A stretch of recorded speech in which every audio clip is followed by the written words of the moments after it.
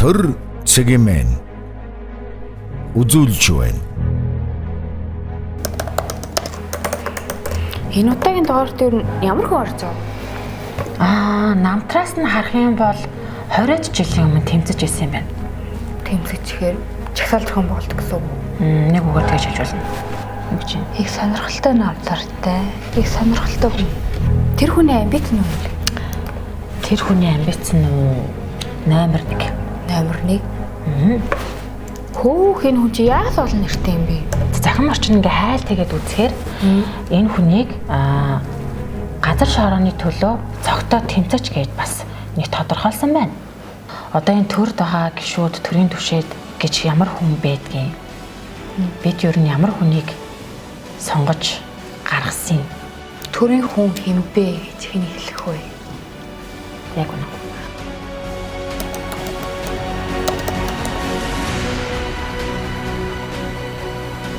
Төр төмнийхэн нүд чих болно. Төрийн хүн. Манай төрийн сайтын төрийн хүн нэвтрүүлэгт Монгол Улсын хурлын гишүүн, Улсын хурлын аж үйлдвэржилтийн байнгын хорооны дарга Монголын төрийн түвшээ сайн хүүгийн Ганбаатар оролцож байна. Тэгэхээр хаваржаа сайхан уу? Таны ажил тавтал сайхан байна уу? Сайхан хаварж байна. Төр гэдэг энэ сайхан хамт олонны буйнаар юм нэвтрүүлэгт ингэж орж байгаад их баяртай байна. Тэгээд төрийн хүн гэдэг энэ сайхан хүндтэй одоо болонд бас өргөдөж байгаа бол ер нь Монгол хүн болгонд бас одоо хүндлэх ёстой сайхан хувьцаа шүүд баярлаа. Намайг өрсөнд баярлаа. Ямар нэгэн сайд даргын хүүхэд би биш. Доо шарлуулад явж болох гэсэн шин. Төрхтөл Сүхбаатарын талбай дээр төрсөн хэлд орохдоо оюутлогоо гэж хэлд орсон гээл муулахад бодно. Харин ёстой мөнгө авсан болно. Тэгэл ингээд нам гэд хэсэж яваад хахаар та одоо үзэл бодлого юм биш үү? Өөрөө үзэл бодлого юм биш юм шүү. Оюу толгой дээр тарих угаажсэн баг өнөөдөр яг Аревагаас орооноос мөнгө аваад явжээ. Их орноосоо уурахгүй байх баталгаа та манай нэвтрүүлгээр одоо өгч. Над шиг бүх гişүүд муу хөлөвлөхөөс аяхгүйгээр ингэж ярих хэрэгтэй байхгүй. Цоо гамбайг би гэвтүүлнэ гэж хэлжсэн л да. Тэр үйлдвэр баригдахгүй. Тэр үйлдвэр жүжиг. Би хүсэл бодолтой унж байгаа. Би ард түмний эрх ашигт унж байгаа. Баялагын эх оронч хүсэлд унж байгаа. Хизээ нэгэн цаг та ерөө хийлгэж болох уу? Эрсдлийг үүрэх чадвар гэдэг бол маш чухал. Энэ бол төрийн хүн гэсэн үг. Төрийн хар хүн гэж хэн бэ? Тэд хэн бэ? 2005-аас 7 онд эрс шинжилгээ хөлгөөний тэргүүн хийгээд тэгээ сүүлд 2006-аас 2008 онд үндэсний соён хөлгөөний тэргүүнээр ажиллаж байсан гэдэг шүү дээ. Яг энэс нэг Ганбаатар гэдэг хүний дуу хоолой тэгээ таны одоо нэг магадгүй одоо нэг тэмцэгч эсвэл улс төрч болох эхлэл эндээс тавигдсан байдаг л та. Одоос тэг бараг 20 жилийн өмнө юм уу да тий? Би 2001 онд Монголд ирсэн. Би Лондонд одоо 8 жил орчим амьдарсан. Тэгээд Лондонд амьдрахад бол би 7 хүүхэдтэй айлын том нь дүүнрээ боловсралтай болох гэж сургууль соёлын төгсөх гэж би харбор ажил хийж хэцүүтэрсэн. Би өөрөө өвгөрөө бахархдаг. Ямар нэгэн сайд даргын хүүхэд би биш. Ямар нэгэн тийм сургуулийн scholarship авч чадаагүй.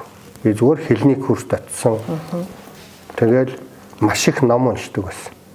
Сургуульд ордог, төлбөрийн төлж чадахгүй бас гардаг. Миний оюутан цагийн тэр хүнд амьдрал намайг тэмцэгч болгосон.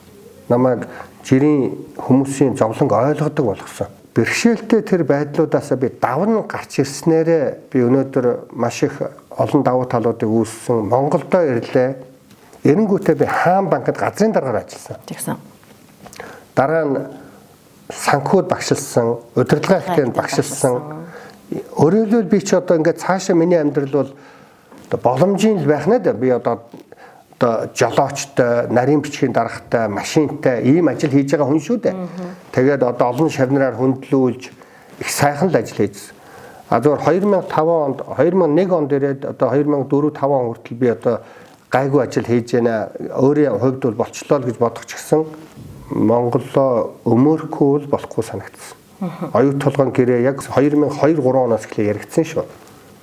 Тэгээ оюу толгойн гэрээ гэж том луйвэр орж ирж хахад Монголын ард түмэн гинэн цайлганаар бидний амьдралыг сайжруулах нь гэж харж байна гэдгийг хараад за энийг би тайлбарлах ёстой.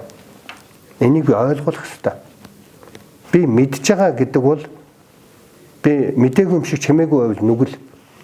Ингээд бүх ажил, мэргэжил, тэр боломж, карьер гэдэг юм уу да. Тэр бүхнээ хаяад талбай дээр эрс шинжил хөдөлгөөн гэж гараад тэгээд одоо өсгөлн зарлаад ингээд зүтгэсэн. Би хэзээ ч өөрийгөө ингээд улс төрд ийм олон одоо 20 жил зүтгэнэ гэж тэр үедээ бол бодоагүй. Хүсрээл нэг сар 2 сар одоо ээлжийн амралтаа авч байгаа шүү дээ. Дуу хоолойгоо хүргэе. Энэ оюу толгой шиг юм том лойр болж байна гэдгийг би нэг 7 хоног ард түмэнд ярихад ард түмэнд дэв хийтэл болсон. Тэгээд энэ засагдана л гэж би ойлгосон. Нэг мэдсэн сар болсон.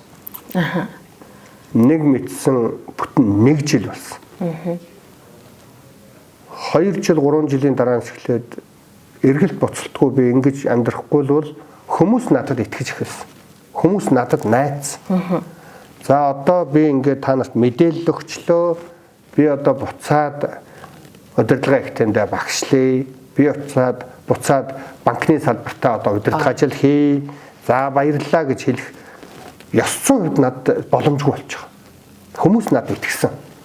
Тэр 10,000 хүн талбай дээр жагснаа гэдэг бол олон хүмүүс одоо би итгэлийг авцсан гэсэн үг. Би тэрийг буцаагаад зүгээр өгч чадахгүй. Ингээл хөдөлгөөн чинь жагсаалчин болсон. Тэгээ одоо намайг тэр Рио Тинтогоос мөнгө авч угаацын 7-дог тарих угаагч лойрчд одоо Орона гэдэг ураны ордон дээр лойрчд тарих угаагчд яг тэднээс адилж байгаа. Тэгээ тэд бол Ганбаатар гэдэг хүний тухайд муу хэлнэ. Миний юуны төлөө тэмцэж байгаа. Оюу толгойн гэрээ яагаад сайжруулах гэдэг юм. Энэ гэрээ яагаад Монголд муу юм бэ гэж тухайд хэд ярихгүй. Тэд мөнгө авцсан зүгээр Ганбаатар гэдэг нэг субъект яриад байна шүү дээ. Төрхтөл Сүхбаатарын талбай дээр төрсөн хэлд орохдоо оюу толгой гэж хэлд орсон гээл муулахад бодно. Одоо би танд дэлгэрэнгүй хариулж шүү. Та яагаад гэвэл миний энэ одоо яг сэтгэлээ зориулж явсан юмыг сэтгэл хөндөж ярьсан учраас яагаад та ингээд эрс шинж хөдөлгөөн энэ рүү орцсон бэ гэдгийг би хариулахад өөрийгөө өмгөөлөх чадваргүй миний ах дүүс байхад би ямар ч байсан дуу хоолойгоо өргөх ёстой гэж л анх орсон. Одоо ингээд мянган гэр бүл, мянган залуучууд маш олон иргэд зүгээр л өөрөө тэ урдх ажиллаа хийгээл мөрөөр амьдрал нэг даваа шарлуулаад ингээд бол хинч одоо явж болно тий. Хинч явж болно. Гэтэл энэ болохгүй байгаа зүйлийн төлөөч гэдэг юм уу? За эсвэл үзэл болоо дуу хоолой хүргэхээр за ашиг гэдэг нь хойшоо суугаад гэдэг юм хандлагатай байдаг л да. Зүгээр болохгүй зүйлийг гар дүрээд үзээсээ, үзэл бодлоо хэлээсээ жаахан ч гэсэн өөрчлөлтөнд ороосоо гэж би хувь хүндээ боддог байхгүй. Та одоо тухайн үе зүгээр л даваа шарлуулад явж болох л байсан шин. Тий, тэгээд миний аав бол их шудраг хүн байсан, их тийм дайчин, их оронч одоо сайн хэлэх нь бол Шпол Сайнхөө гэж одоо шинэ бүтээл онцтой саналын Сайнхөө гэж одоо миний аав их том инженер байсан. Муу хэлэх нь бол Заргац Сайнхөө гэж байсан. Өөрөөр хэлбэл одоо анх бол хүүхдүүдийн өөрөө багшилж явах үед, техникумын багш байх үед хүүхдүүдийн хоолны мөнгнөөс удирдах ажилтнууд идсэн байна гэдгээр анх зарга үүсгэж одоо ажилгүй гэртээ байсан. Энэ мэдээ золиостой л доо. Гэхдээ бурхан тэнгэр гэж байдаг. Бурхан тэнгэр бүгд сонсдог. Тэгээ би таны саяны ярьсан зүйлүүд дээр юу хэлэх гээд байна гэвэл Монгол хүн болгон болохгүй байгаа зүйлүүдийн талаар дугуун өнгөрч болохгүй. Дугуун өнгөрчл байвал тэнд нэг хүн дээрлэхүүлээд ингээд зов зүдэрж байгаа ч маргааш чи тэр нь болно. Эйнштейний хэлсэн үгийг л би энэ дээр давтаж хэлхийг хүсэж байна. Эйнштейн физикийн эрдэмтэн боловч их мундаг үг хэлсэн. Улс оронд муу улс төрчид, авилгалч улс төрчид цөлмөн дээрэмдэж гадныхантай нийлж хортой гэрээ байгуулж улс орныг цөлмөн дээрэмдэж байхад тэр хүмүүсийн, тэр улс төрчдийн буруу гэхээсээ илүү тэр бүхнийг хараад мэдсэн ч мдээгүй юм шиг, ойлгосон ч ойлгоогүй юм шиг явж байгаа жирийн хүмүүс бидний буруу юм а гэж Эйнштейн хэлсэн үгийг хэлж шүү дээ. Тэгэхээр өнөөдөр Монгол оронд одоо ингээл идээчин уугаачин ажилгүйд л ядуурал уул уурхай дээр ингээд бүхэл бүтэн импер одоо идэж уудаг импер бүрдчлээ, гүрэнт улс бүрдчлээ гэж бүгд мэдж байгаа мөртлөө дуурдаггүй. Махатма Ганди ч гэсэн энэ дээр их гоё үг хэлж байсан. Манай оронд хүн болгон сайхан амьдрах баялаг, уул уурхайн баялаг байна уу, газрын баялаг, мал аж ахуйн баялаг бай. Хитгэн улс төрч гэр бүлийн шунлыг гүйцэлдүүлэх баялаг хүрэхгүй байна гэж хэлсэн. Тэгэхээр яг бай би гадаад оронд олон жил эрдэм ном сурах гэж өөрийгөө их зовоод зүдрээж явсан хүн асар олон юм уншиж өөрийгөө хөглөж Монголоо аврах баатар болно гэж мөрөөдөж явдаг нэг жирийн л монгол залуу. Тэрнийхээ төлөө би дуу хоолой болоод орсон. Энэ болгон маш их золиостой. Асар их доромжлуулна, асар их муулуулна, бас гүтгүүлнэ. Тэгээд дээр нь нэмээд асар их үлсэн бас даарна. Үлсөж даарч энэ биеийг л махын зулгаажээж хүмүүсийн анхааралд орохгүй бол зүгээр яриад бол бас хинч тоохгүй. Ийм л ариун их чухал ажлыг би сонгож авсан. Тэгээд дүүтэйгээ ингээд ярьж байгаа сэтгэл их хөдөлж байна. Би баг анх удаа ийм ярьж байгаа. Би мэдэхгүй байна. Тэгээд хүний төлөө олон жил зүтгэдэг хүн ч одоо өөрийнхөө тухай ярихаас их ичин, өөрийнхөө тухай ярихад их гэрвшин. Гэтэ одоо би асуусан учраас зориг орж бас хэдэн юм ярьчих шиг боллоо. Яг л цаг үеийн асуудлаарч гэдэг юм уу те? Ер нь дандаа байр суурь илэрхийлэгдээд. Гэтэл хувь хүн талаасаа бас хийм байдгийг мэдмээр байна. Яагаад гэхээр 3 удаа улсын их хурлын гишүүд сонгогдсон. Олон одоо хуулийн төсөл санаачилж оролцсон. Хууль батлах оролцсон учраас яг ямар хүн энэ Монголын төрийн түвшийг хийгээд идэх юм бэ гэдгийг бид нар ерөөсөө төрийн хүн гэдэг ярилцлагаар нэвтрүүлгээр гаргая гэдэг юм зорилготой. Төрийн түвшийг өрөөнд орж ирсэн учраас гишүүдийнхээс өөрөөдөө танилцъя гэж бодож байна. Иргэд бол тэгж бас за зөөлөн суулсан те ирэх ям бидэлсэн гэж л ер нь ойлгодог. Тэгвэл яг ямар өрөөнд суудгийг? Та бас байнгын хорооны дарга учраас өөрөө ч бас харьцангуй том юм биш үү? Тэ. Энэ маань байнгын хорооны гишүүдтэйг би хуралтна гэсэн үг. Баг хуралдааны өрөөнднийхөө буланд л би сууж ин гэсэн үг шүү дээ. Байнгын хорооны гишүүд маань 23 гишүүн байгаа. Нэгнүүгээр ингээд зарим сандал авчираад бид цуглаад хуралддаг нарийн ширээ маяг ярьдаг. За миний өрөөний онцлог гэвэл Эзэн Чингис хаанаа шүтнэ. Улсын нэгчин Дуламсран гэж миний хуур ах байгаа. Их дотны ах. Тэгээд 5 сумтай ном сумыг би одоо залж авсан. Их бэлгшээдэг. Монгол төвний төрийн сүлд байна. Отгон дэнгэр хайрхан. Монгол төрийг дааж яваа том хайрхан байна. За энд бол одоо Монголын тусгаар тогтнол хамгийн чухал. Энэ бол миний буурал аавын. Миний бүр Алтан гэрэл сайд одоо гишүүдэд өгсөн. Өмнө нь одоо олон гишүүдэд өгсөн л дээ. Одоо би яаж авъя даа байцгаал явж байсан чинь Алтан гэрэл сайд маань одоо надад одоо бэлгэлсэн. Би их баярлсан. Энэ их том бэлэг. Миний буурал аав одоо энэ өвгдөөц маань Монголын тусгаар тогтнолын төлөө их өндөр бичиг боловсралтай хүн л дээ. Миний буурал аав ингээд их гоё монгол хэлээр бичээд ингээд монгол бичгээр бичээд ингээд бүр наривчлсан тайлбарууд байгаа. Ийм сайхан одоо миний өрөөнд ийм байна. За энэ цагаан ээж гэдэг одоо цагаан ээж одоо бөөн цагаан нуур шүү дээ. Миний нутгийн баа цагааны хамгийн том одоо сайхан говийн цэнхэрнүүд. Энийгээ би шүтдэг очиж бас залбирнаа. Монголын аваа гэж байгаа.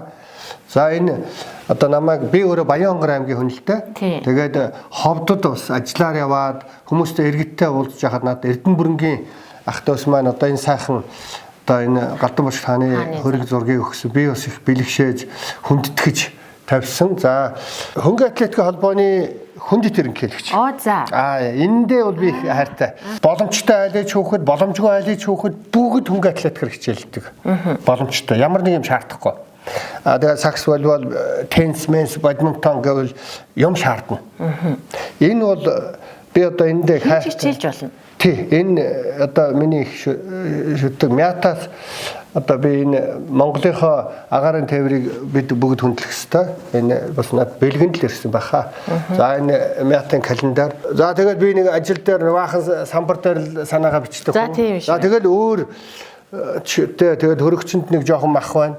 Одоо сонирхож болно шүү дээ. За тэгээд одоо нэг гişүүдийн өрөөнд нэг арх дарс байгаад байдаг шүү дээ. Бүгдийг нь үзэн шүү. Та чи дөрөв үзийлгээд ах шүү гэсэн. За энэ ундаа байна. Зочид мочид ирүүл байна. Өвчнөний мах дуусааг байгаа шүү дээ. Одоо энэ чинь нэг дахиад нэг сар үргэлжлэн. Тэгээд өвчнөний махаа авчирна.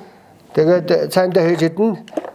За та ингээд төрөө бас асуу сонирхсон учраас ингээд шууд элдэн далангуу үзүүлэх хэрэгтэй шүү. Чи одоо төрийн тийм. Одоо төрийн ордонд дайрагддаг л гэдэг юм байна. За тэгээ бас золгүй хэрэгж гарч ирсэн. Тэгэхээр бас юу нууж яд юм болоо. Ер нь төрийн хардах юм шүү дээ. Мэдээж төрийн төвшөө бол аригдах ялангуяа төрийн ордон Монголын ард түмний одоо сайныхаа сүг дээжийг өргөдөг энэ сайхан ордон энэ төрийн сүлдмэ байгаа бид тийм хязгаарч болохгүй. Нэгдүгээр, хоёрдугаарт би бол одоо хамаагүй ярьж болох л багтаа сахилтай. Би арх алкогол хэрэглэдэг. Одоо 126 гишүүн гээд сая шинээр өөрөө бас гаргаж өглөө шүү дээ.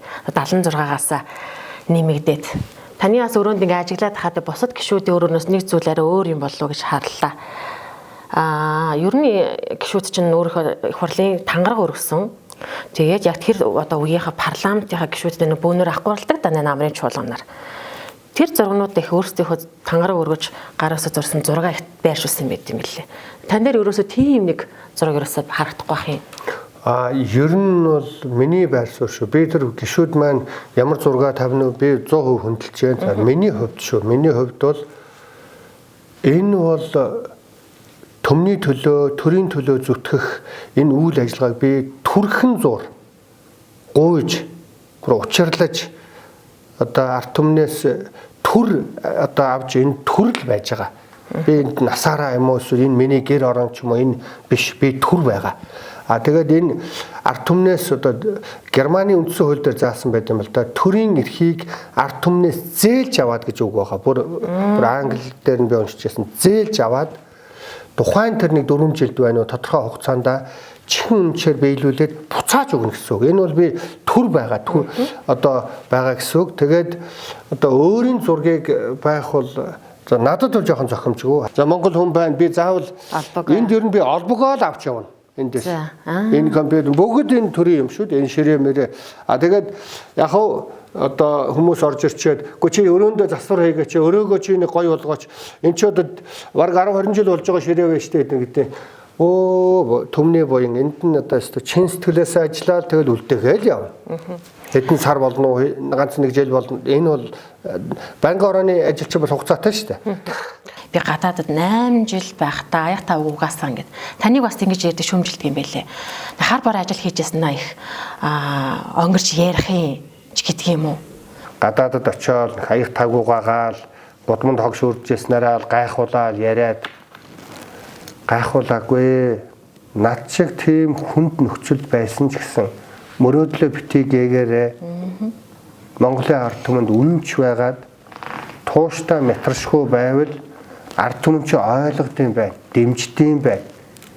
Бас түмний төлөө зүтгэж энэ тэмдгийг зүүддэм байна гэж олон залуучуудад би уран зориг өгөх гэж энийг ярьж байгаа шүү дээ. Гадаадад ажиллаж байгаад амьдарч байгаад хөлөө олоод буцаж ирээд гишүүн болсон анхны тохиолдол. Олон лекц уншаасаа би одоогийн байдлаар 13 ном бичиж гаргасан. Тэрний 10 нь англи хэлний сурагчид. Би англи хэл сурахгүй бол явахгүй юм байна шүү. Би энэ хэлэндээ их тааруу байсан. Их зүдэрсэн. Дараа нь хөгц сэрэг, зөв замд ингээд далдуул гэдэг ном бичсэн. 3 ном бичсэн. Ингээд тэгэхээр сурсан мэдснээ ард иргэдтэйгээ хуваалцаж, ард иргэд ч явах вэ залуучуудтайгаа хуваалцаж. Бас энэ сурж мэдж байгаа энэ ойлгосон зүйлээ улс төр нийгэм, эдийн засаг, бизнест оруулж ирнэ гэдэг бол эх оронч байсан. Харин Америкт ч юм уу очиж сураад Америкийг шүтээд энд ирээд нэг Америкийн эсвэл одоо барууны бодлогыг нэг шүтэн бишрэгч нэг төсөл дээр ажилладаг нэг кофе уудаг хүн болчвол би харамсна.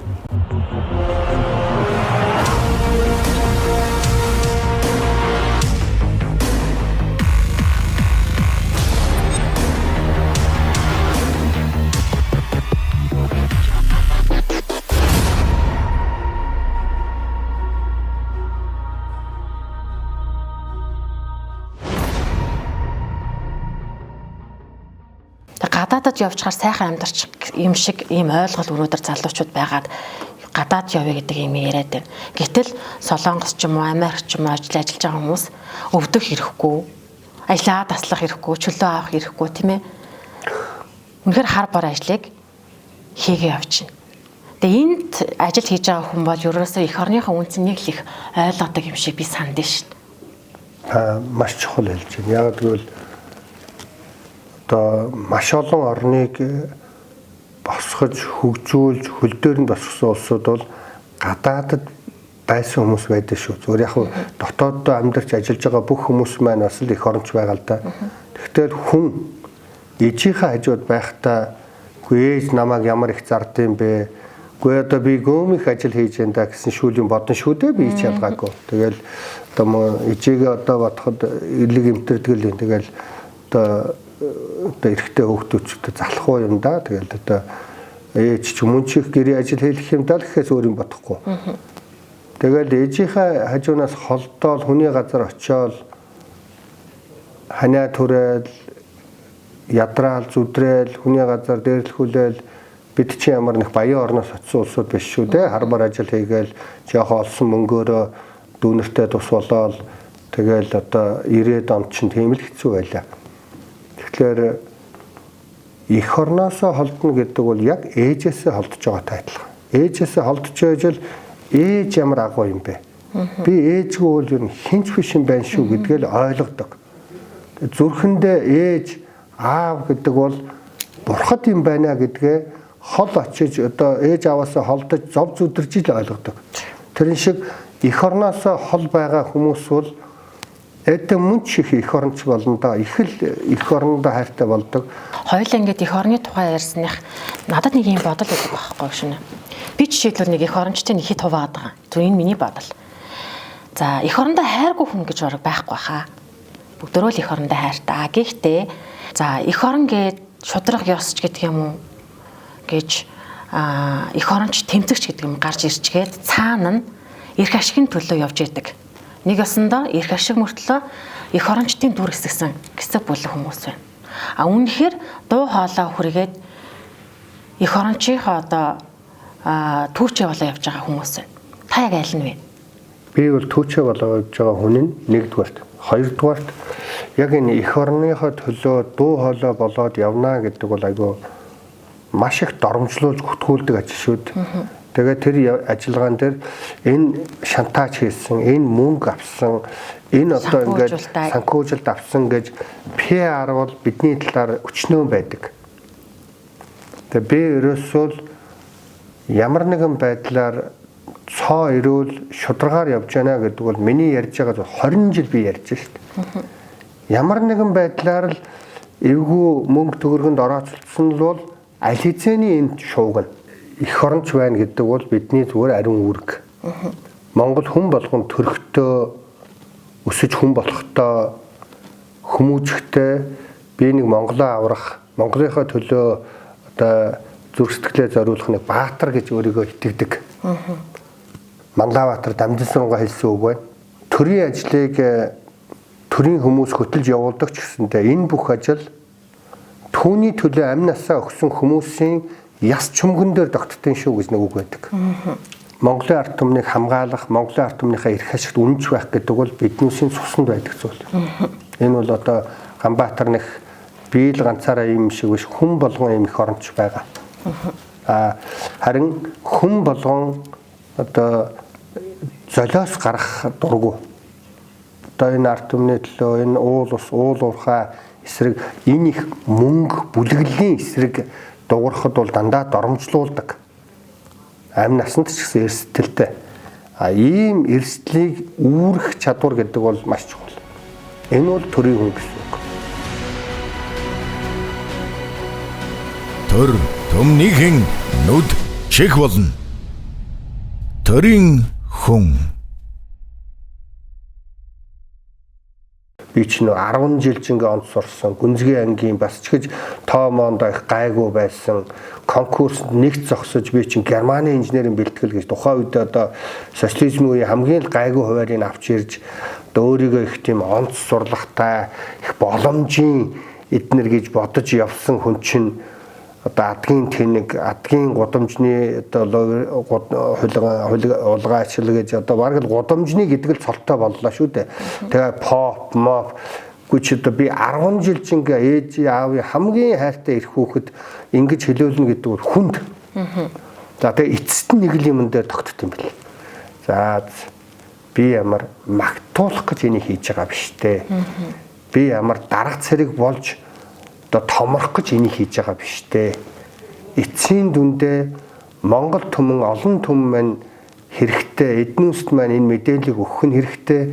Миний нэр хүнд хамаагүй. Бурхан Тэнгэр гэж байдаг. Бурхан Тэнгэр үннийг мэдж байгаа гэж ингэж бодох бодол бол одоо хамгийн их хүчийг өгдөг юм байл ш. Одоо би бас амханда танаа энэ сайхан нэвтрүүлгийн буйнаар дараа хойч үеийн залуу нийгмийн зүтгэлтнүүдтэй бас нэг жоохон шипи өгөх маягтай байгаа штэ. Ер нь 20 жил муулуулчаад одоо би чи ингээд яриад нэг хэдэн жил бас ярих санаатай зүтгэж байгаа хүн штэ. Тэгээд ард түмэн одоо болно гэвэл болно л үз. Харин миний араас Монгол түмний дээрлэхүүлж ингээд дээрэмдүүлж байгааг хараад 2 жил доромжлуулах залуу тэмцэгч гарч ирээсэй л гэж би гойддог. 2 сар над шиг балбуулах амтан байгаа болов уу гэж энд би их санаа зовж. Ард түмэн ер нь эх орныхоо төлөө энэ нийтийн эрх ашигын төлөө өөрийгөө доромжлуулах эрд зориггүй залуучуудтай ард түмэн бол дандаа боолоороо байдгаа гэж бас нэг мэрэгэн үг байдаг шүү.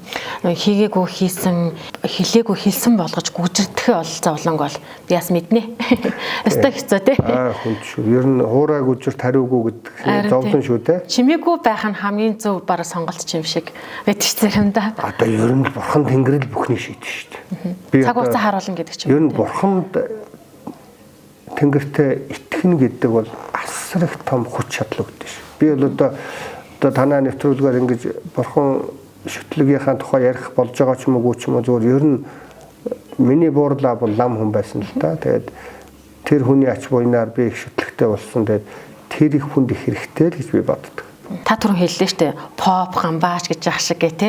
Та ч ингээд айгүй олон нэрт юм биш шүү. Та ч ухаан сайн хүүгийн Ганбаатар Би шүү. ч гэсэн сайн хүн гам. Миний хийсэн болгон л алдарт хүрдэг хүн. Тийм байна. За би одоо танд нэрлэх гээд байна. За фэнкшүү. Фэнкшүү хамгийн За популист гэдэг юм нас таныг. Популист. За ойлгомжтой үйлдвэрчний Ганбаатар. Үйлдвэрчний. За хүнд орсон махан ан босоо гэх.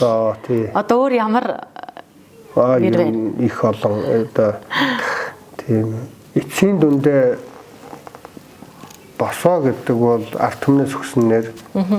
Тэгээд ер нь Монголын ард түмэн хайрлах хүнээ хайрлаж чаддаг. Би бол ард түмэнд өртөө. Би өргөлж баярлдаг. Өглөө болгон босч ирээд ард түмэндээ баярлдаг.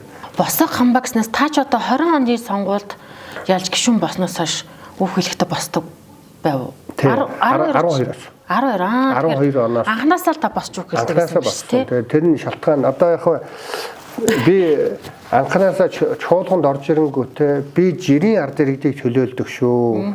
Би элит дарга нар, сайд нар одоо юу гэдэг ухаантай царайтай өөрийгөө одоо элитгээ ботцсон тийм сайд олигархуудыг би төлөөлөхгүй. Би ядарж байгаа өөрийгөө өмгөөлөхөд заримдаа хэцүү байдаг залуучууд жирийн ард иргэдийг төлөөлдгөө гэдгээ илэрхийлж би байр сууриа илэрхийлэхээс гадна үйл хөдлөлөөрөө нэгдүгээрт би зангиа зөөхгүй. Яг гадаадын зарим хүлээн авалтанд бол нөгөө орны хүмүүст одоо Монгол орны минь тухай буруу ойлголт төрөхгүй гэдэг үүднээс би одоо гадаад харилцааныхаа шаардсан учраас би зангиа зөөдөг. Тэрнээс би зангиа зөөхгүй. Би үргэлж босож зогсноо. Босч үг хэлнэ гэдэг чинь хүндэтгэл те. Өөрөөр босож үг хэлнэ. Тэгээд тэр хоёр шалтгаантай. Нэгдүгээрт энэ 70 тухайн үед 76 гишүүн байсан. Та 75-ыг би хүндэлж байгаа нь та нарыг сонгосон би одоо энэ 2 сая 3 сая одоо 3 сая 3.4 сая монголчуудаа хүндэлж байна. Хоёрдугаарт парла гэж энэ парламент гэдэг ёс чинь үг хэлэхдээ дандаа босч үг хэлдэг юм аа. Орос хятад Монгол гуравт сууж ярьдаг шүү. Тэгэхээр парла гэж байгаа одоо хэлцэх, мэтгэлцэх гэсэн үг. Энэ ёсыг импортлж оруулж ирсэн юм бол бас та нар бас одоо дэг жайгийн дагчуу зүгээр юм биш үү гэсэн санал. Тэгээ намайг чинь сууж өгөх гэж их зовоосоо. Тэгээ би хуулийн дээр чинь сууж өгөх нэг чааваа ингээл тэгэл ихлээ шүү дээ. Бидний миний ажил. Тэгэл танд тусгаалan ингээд бүр энэ дэр. Энэ дэр би нэг хэдэн ном тавьсан байсан. Ингээд нэг номон дээр микрофоноо тавьдаг байсан чи.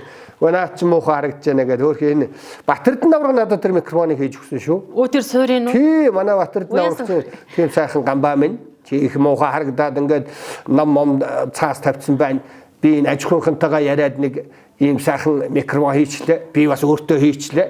Гэсэн. Тэгээд Батэрдэн авраг өөрөө бол нэг бас зогсож үг хэлээг. Уг нь бол битээ би ч гэсэн нэг зогсноо гэсэн. Тэгээ би ч яг хөө тэгээд зүтгэцээ. Тэгээ боссон бол одоо босоо гамбаа, босоо Батэрдэн хоёр болсон. Тий, Батэрдэн аврагч ерөөсөө босоо хүн шүү дээ. Босоо авраг.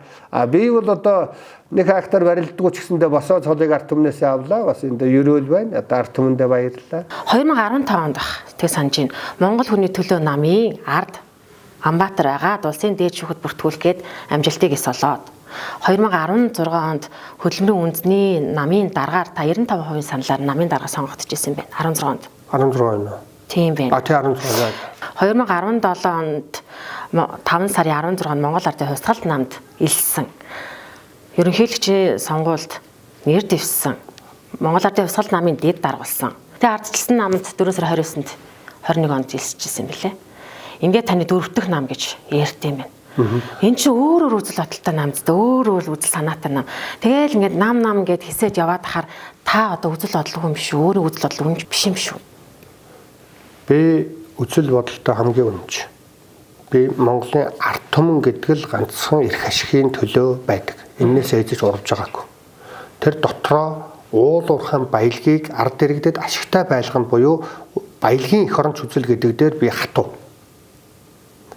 Тэгээд энэ 20 жил би эрх баригч нартай л тэмцлээ. Эрх баригч байсан намд би урууж ороогүй. Харин ард түмний уул уурхайн баялагийг ашигтай болгох энэ үзэл бодолд нийлж байгаа хүн болгонтой би нийлсэн. Энэ нь би үзэл бодолтой үнэнч харин миний үзэл бодолд хамт байгаа бүх хүнтэй бүх хүчтэй би нийлж ирсэн гэсэн үг. Хүмүүс бол намайг нам сольсон гэдэг үгүй. Би ямар нэгэн бүлэглэлд үнж байгаагүй. Би бүлэглэлийн одоо хатуу тийм фанат биш. Би үзэл бодолтой үнж байгаа. Би ард түмний эрх ашигт үнж байгаа. Баялагын эх оронч үзэлд үнж байгаа. Харин энэ үзэл бодол дээр нийлж эрх баригч нартай тэмцэж байгаа бүх хүчтэй би хамтартай ажилладаг. Улс төрч гээл та нэг костюм өмсөөл, сараач өмсөөл яваалах юм тий. Гэтэл жирийн л бидний нэг шүү дээ тийм үстэй. Ер нь тэгээ чөлөө цагаараа та юу хийдیں۔ Одоо харсны усанд бол намард ордог юм байна тий. Усанд л орно. Би ерөөсөө чөлөө цагаар бол одоо отхон тэнгэр хайрхан байна, уул хайрхтуудаа их залбирч мөрөгдөг. Тэгээд харцны усанд орно, бясалгал хийн. Тэгэл ном уншин, жоохон гүйдэг. Тэгээд би сэтгэлээ онгоолж ярьчааш. Би өөрт байдаг ад жаргалтай байдаг юм аа л ярьч. Одоо миний зарим миний ойр дотны найзууд бол миний энэ зуршилд бол их одоо тийм таашаадгүй юм би л дээ. Тэгтээ хүний сонирхлыг би өөрийнхөө л үннээ хэллээ. Миний хобби бол жоохон уйтгартай. Миний хань бол намайг бол одоо өөрийгөө тарчлагч гэж нэрлэдэг. Өөрөө бол тиймэрхүү юмд их дургу. Одоо тэгэл юм бол одоо тэгэл ер нь тийм өөрийгөө тарчлахад дуртай. Хүмүүс чи их гоё штэ загсанд явна, уралдааны машин унана, одоо юу ч гэдэг нэг юм марк цуглуулсан ч гэдэг юм их гоё сонирхолтой юм ярьдаг. Яг тийм юм бол би надад алга. Гэхдээ та тэрэндээ өөрөө ингээд дуртай, дурлаж, тань тэр өөрөө сонирхолтой байна шүү дээ. Хамгийн. Би тийм хорвоогоос төртөө тэрхүүл явна. Явахтаа үнэн байгаа л яв. Зам твийн нарангийн хайрлсан бүхэн хоосон шивдэ гэдэг чи одоо тэгэл үнэн амьдраарэ энэ хорвоо дээр зүгээр үнэн утгаараа амьдрал тэгэл бид явна шүү дээ л гэдгийг ойлгож байгаа бол ямар ч том доромжлын өмнө одоо бол тэд бол хумхын тоос болж хувирж байгаа шүү дээ. Монголын төрийг хэн удирдах вэ? Төрийн түшээ гэж ямар хүнийг хэлэх вэ? Манай нэвтрүүлэг бол төрийн хүн. Би түннээс хойш л онцлоод байгаа тийм. Монголын төрд хоёргүй сэтгэлээр зүтгэж, чин үнэн шуудраг, За Монголын төрийн үйл хэргийг үргэлжлүүлж байгаа тийм бэлтгэгдсэн хүний төрийн хар хүн гэж яриад байдаг ч тийм гэж ойлгоод идэг. Таны хар. Ер нь төрийн хүн бэлтгэгддэг. Гэхдээ төрийн хүнийг байх ёстой зарчим бас байна. Нэгдүгээрт хэнийг төлөөлж байгаа гэдгээ хязгаарч битээ март. Би 3.5 сая энэ хүмүүсийг төлөөлж байгаа. Тэрнээс биш Оранаг би төлөөлөөгүй. Францын ард түмний эрх ашиг би төлөөлөөгүй. Би Риотинтог төлөөлөөгүй. Тэр хүмүүсийн зовлон зүдгөөр тэр шаналл ажилгүйдэл ядуурлыг зүрхэндээ тэгээд ярь. Юу гэж дормжлох харин хоёрдугаар асуудал. Ярихдаа одоо хоёрдугаар. Бие даасан хөндлөнгийн эрдэмтэн шинжээчдийн дүгүүлтэн дээр тулгуурлаж ярина. Уранаас болж Орана, Арева, Африкийг там болгочлоо.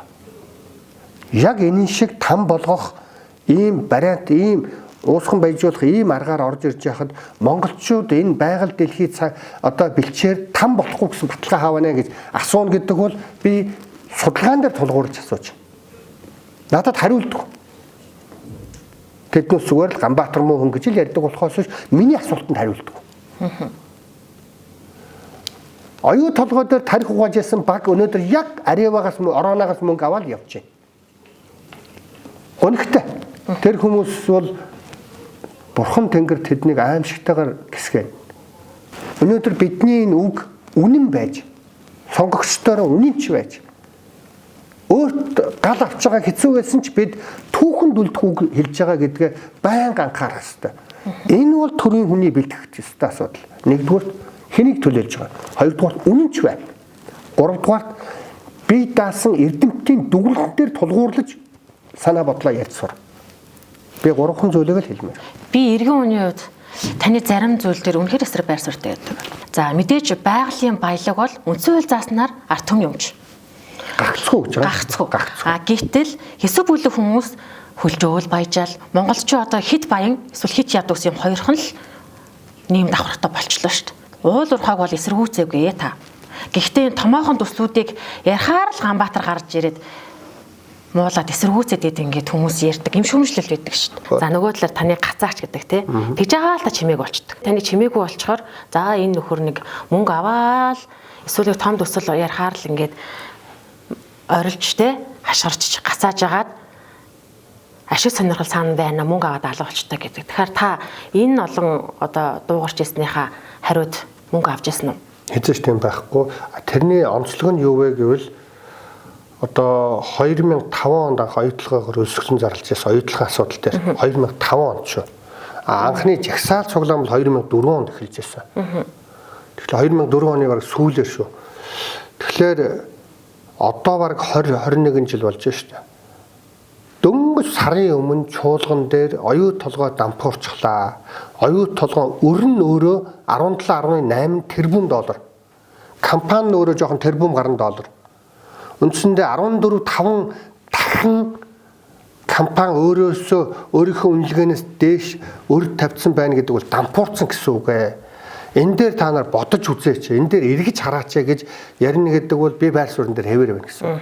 Яг миний намайг зурагт радиогоор одоо ингээд гарах боломж надад хомс байдаг. Би байр суурин дээр байнга байдаг. Энэ бол одоо 21 жилийн дараа миний байр суурь хэвээр байна гэсэн үг. Тэрвээ энэ дунд нь ямар нэгэн одоо тэр хүмүүсийн хардаад байдаг шиг мөнгө төгрөг би ингэж ярих эрхгүй шүү дээ. Ёс зүйн хувьд боломжгүй.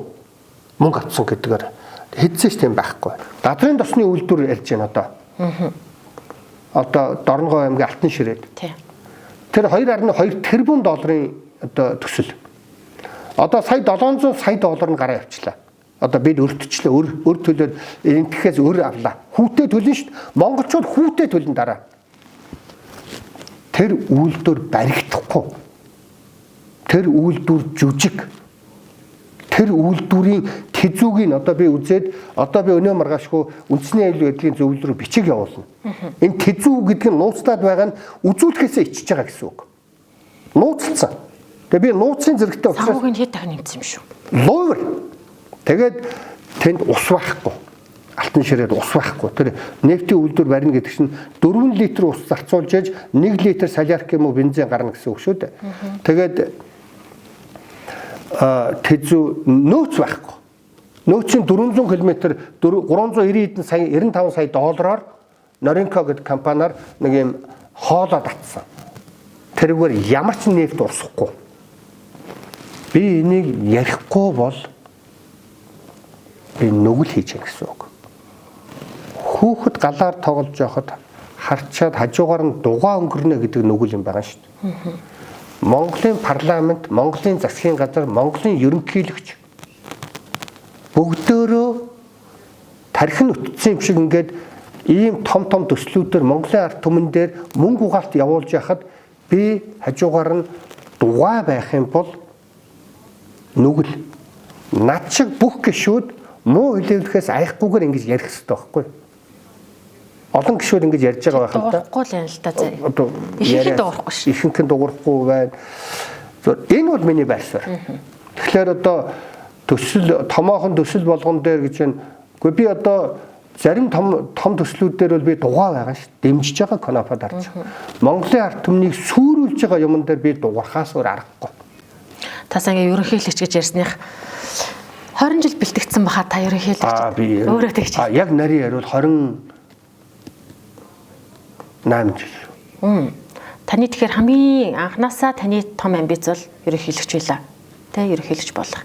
Хизээ нэгэн цаг та ерөнхийлөгч болох уу? Болно. Тэтгэлтэй юм те. Яг л надад төлөвлөгөө бий. Надад Монголыг аврах төлөвлөгөө байна.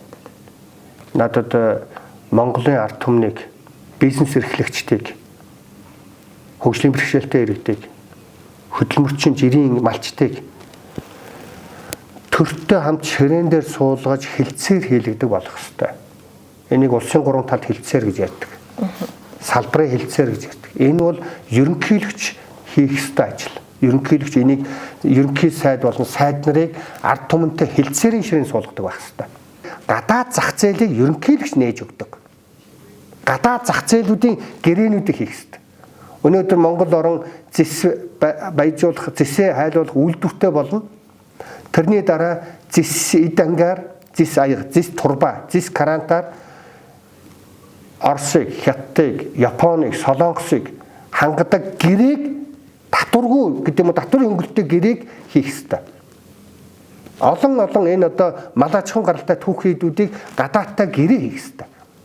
Энэ бол дэлхийн худалдааны байгууллагад орсон улсын хувьд энийг хийх ёстой. Бүс нутгийн хэлцээрүүдэд орох ёстой. Танд тийм төлөвлөгөө байна гэж штэ. Та тэрийг одоо ингээ хэрэгжүүлээд гишүүн болсон хүн байна те. Та чи 3 удаа сонгогдсон улсын хурлын гишүүн штэ. Тэр төлөвлөгөөгөө ингээд хэрэгжүүлээд одоо танаа намч нь хамтарсан засгийн газарт орчлоо ингээ явж болдгоо. Би хэрэгжүүлж байгаа. Захаас нь яг өөрт байгаа хэмжээнд оролцоод аж үйлдвэрийн бодлогын банкны хорооны дарга шүү дээ. Тэгэхээр өнөөдөр миний хэрэгжүүлж байгаа зүйл юу вэ гэвэл жижиг дунд үйлдвэрлэгч бизнес эрхлэгч нарт зориулж аймаг болгонд, дүүрэг болгонд төсөв, тендер, орон нутгийн хөгжүүлэх сан болон сум хөгжүүлэх сан, жижиг дунд үйлдвэрлэлийн сан гэдэг энэ олон сангууд, халамж энэ бүгдийг аж үйлдвэрлэгч, өрхийн аж ахуйн бизнес эрхлэгч нарт нээлттэй ил тод одоо манай энэ ажлын албанаас байнга сургалт хийжээ. Хоёрдугаарт гэвэл Монгол орон даяар 7800-аад уул уурхайн лиценз байна.